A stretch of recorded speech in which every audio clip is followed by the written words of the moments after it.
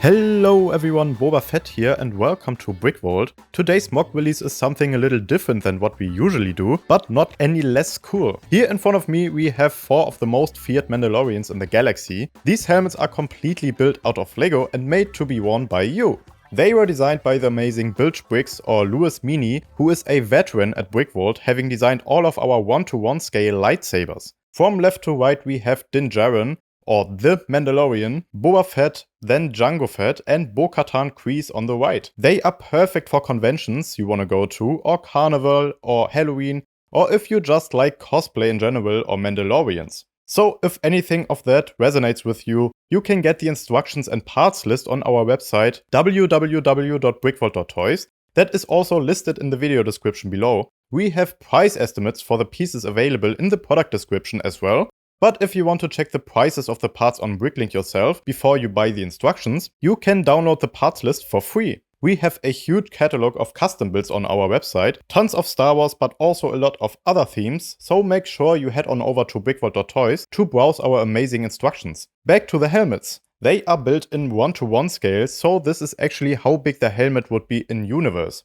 All 4 are almost the same build, with 2 of them being based on slightly different templates, but I'm gonna point that out to you later when we take a look at the differences. I'm gonna focus on Din Djarin's model to demonstrate all features, but to start off, the helmet is 25 cm tall without and 32 cm with rangefinder and is roughly 27 cm in diameter. But of course this doesn't tell you anything until I compare it to my 501st helmet that I need to compare to a Lego 501st helmet. This is getting kinda confusing, so here's a head for proper size reference. The helmet itself is mostly built out of plates, hinges and ball joints to achieve this look. It's impressive how Louis was able to make the helmet look so round, just with squared Lego pieces though, and I really appreciate that he didn't use snot here compared to almost all of our other builds in the store, because the major reason why I believe he did it the way he did is sturdiness. Stacking plates on top of each other is one of the most secure connections in the Lego cosmos, and a helmet that is handled and heavily used in day-to-day scenarios is definitely in need of a sturdy build. Replacing all the wedge plates that make up the dome shape with slopes and tiles would have at least tripled the piece count and would have made this helmet super inconvenient to handle. Also, I really like that you are able to see immediately that it's built out of Lego and is not just any replica helmet, because that's definitely the appeal here. Since we're already talking about sturdiness, let's switch things up and talk about that first, since I think that's almost as important as the look here. The helmet is super easy and intuitive to handle. You can just grab it from both sides as you would with any other helmet. In fact, I'm really surprised that it's so sturdy and easy to handle with all those hinges and ball joints, but they lock into place so securely that you don't have to fear crushing the hollow helmet if you grab it from both sides with reasonable force. It fits over a regular sized head without any issues. I'd say I don't have a particularly large head, but Louis made sure to give it a bit more space inside so it also fits larger heads. As you can maybe see, there is still room inside, and I think it could also fit my head with my glasses on, but I didn't try since I didn't want to scratch my glasses. The shape for the transparent section in the front is so well done. It's made up of clear pieces, so you are actually able to look through with no issues, which is such a great feat of designing. I also like the simple yet effective color blocking for the darker areas in the front, just by stacking plates on each other again.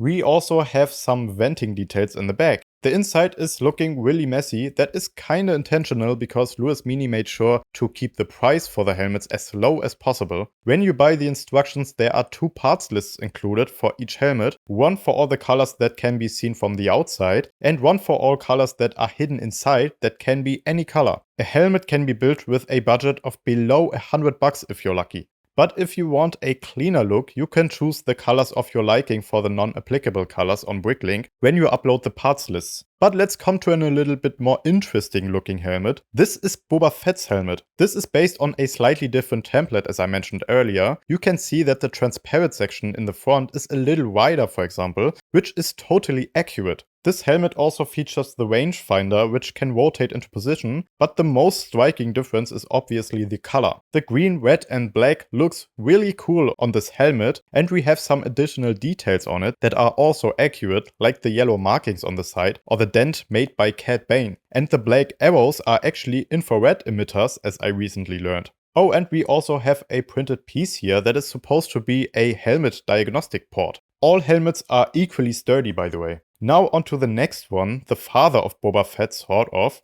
This is Jango Fett's helmet. It has the same template as his dad's and is basically the same helmet with different colors and without the additional details like the dent. This is probably my favorite helmet just because I like Jango Fett so much and the huge role he played passively in the prequels, with him being the donor of all clones, and I just like the color scheme as well. Similarly to the next helmet, this one belongs to Bo-Katan Kryce, the ruler of Mandalore for some time and the sister of Duchess Satine Kryce. I'm a big fan of the look of this one, mainly because of the way the visor is shaped and because the details look so cool and are really nicely integrated into the shape of the helmet. This one also follows the template of Din Djarin's helmet with the narrower front, and this is my second favorite of the bunch. I really liked the concept of these and how Lewis didn't compromise sturdiness for looks. Let me know which one of these helmets is your personal favorite, and also let me know which helmets you would like to see Lewis make next. If these are popular enough, there's definitely a ton of stuff to cover, so if you want to see even more wearable LEGO helmets, consider supporting us with your like and follow, or get the instructions and parts list on BrickVault.toys to support us as well as the designer to keep us going and continue bringing you the best LEGO models for you to build. Thanks everyone for watching, and we'll see you next time at BrickVault.